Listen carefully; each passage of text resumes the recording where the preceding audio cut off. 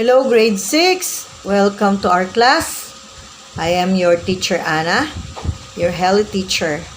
I hope everyone is okay and in good condition. The lesson 1 under the topic, the ideal entrepreneur, is identifying buyers and sellers. And we will start our lesson with the meaning of entrepreneur. Entrepreneur is a person who practices entrepreneurship and takes all the challenges to gain profit while engaged in business. Entrepreneurship is the process of engaging in business to gain profit. Let us now move on to the different types of entrepreneur. According to Kristen Miller, there are 4 types of entrepreneur. They are as follows. Number 1, the lifestyle entrepreneur, or the passionate entrepreneur. He is engaging in business as a hobby, and they sell goods and services out of passion and habit. They are more focused in life rewards and in doing something that they love rather than gaining profit. Number 2, the social entrepreneur, or the leaders. This entrepreneur offers goods and services not to earn profit. They are more concerned about the improvements of the life of the people. They want to alleviate poverty through creating foundations, microfinance institutions, educational programs intended to help the poor. Examples of foundation are institutions that give free medical and dental services. Example of microfinance are institutions that lend money to farmers and fishermen to improve their living status. Example of educational programs are institutions that offer scholarship to deserving students. Number 3, the serial entrepreneurs, or the founders. An entrepreneur who starts a business, develops it, and then lets someone sells and handles the business. They will begin again a new business, develop it, and again let someone handles the business. Number 4, the solopreneurs, or the one. It is an entrepreneur that starts, runs, and develops the business and manages the operation by himself or herself. He or she has the responsibility for the success or failure of the business. Let us now move on to the characteristics of a good seller. Number 1, the passion is real. Passion means doing something with love and the feeling of happiness while working. A good seller not only sells for profit, but is happy and fulfilled while having business, and he does not stop on thinking ways on how the buyers will like his products. Number 2, practicality versus impracticality. A good seller thinks of ideas that will be possible to happen. He implements product development plans for the progress of his business. Examples are creating new products and innovating the already existing product. Number 3, win-win process. A good seller should develop products that can satisfy both the buyers and the businessman. He must always have a positive mind and a thirst for business growth to remain in the business world. If the buyers are satisfied, they will continue in buying the products, and the seller is satisfied, and his business will continuously existing. Number 4, the customers. A good seller always considers the different types of buyers, as well as meeting their demands. The seller must think of promotional strategies to introduce the product in the market. Number 5, the products and services. The products and services must pass the regulatory and statutory standards of the business organization and industry. This will ensure the loyalty of the buyers, and regulatory and statutory standards are the rules and regulations of the government. If the products and services pass the government standard, loyal buyers will habitually buy the products. Number 6, the needs and wants. Needs are the necessary things an individual cannot live without, like food, shelter, electricity, which are essential in one's life. Wants are the things we desire but not necessary, like expensive clothes, expensive gadgets. Number 7, the strategies.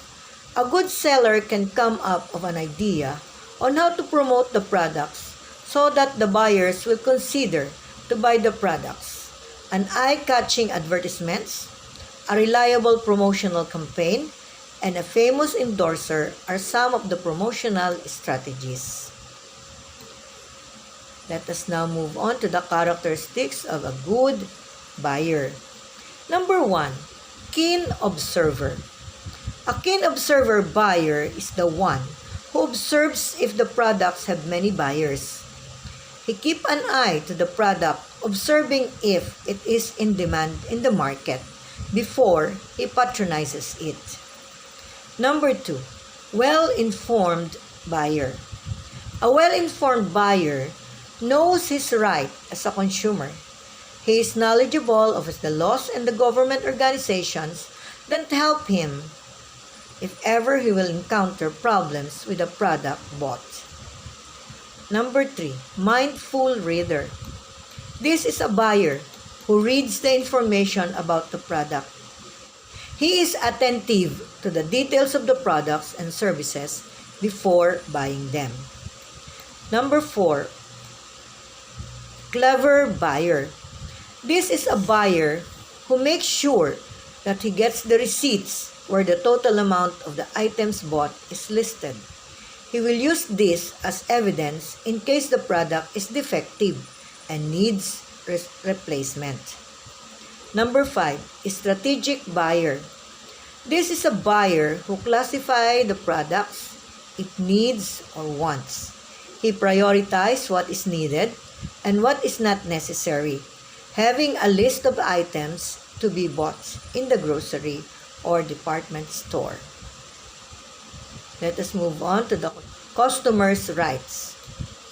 Number 1, the customers have the right to choose the products and services that they want with fair and just price. Means that the customers cannot be forced to buy products they do not like. They have the right to refuse. Number 2, the customers have the right to complain and express their problems with the products and services they paid for. This should be immediately addressed by the company or business.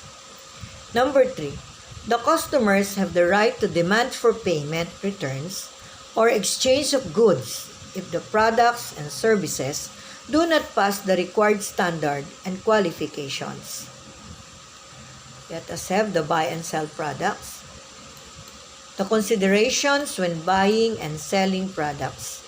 Number 1, find and purchase cheaper products with good quality to ensure better profits. Number 2, this line of business needs consistent monitoring and supervision of products. Products should be displayed at home for the buyers to see.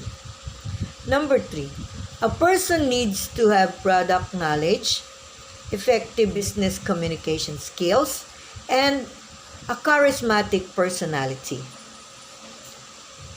Let us move on to some of the buy and sell products. This includes number 1, antique. It can be sold in the garage, auctions, or estate sales. The price is based on the rarity and age of the item. The older the antique, the higher the price. Auction is a public sale in which the item is sold to the highest bidder. Estate sale is the selling of belongings of a family to the public. Number 2, clothes. One of the easiest to buy and sell. It needs a small investment, and the best example is the ukay-ukay, a store that sells second-hand imported clothes. Number 3, appliances. This includes items like television sets, air conditioning units, refrigerator, washing machines. This requires big space for display. Popular brands must be known by the seller to meet the demands of the buyer. Number 4, books. It has limited target market, but can be a buy and sell business, especially the pocket books, which some find worthwhile hobby in passing the idle time. Number 5, computers and gadgets. These are popular items nowadays, more in demand as of today because of the online teaching due to pandemic.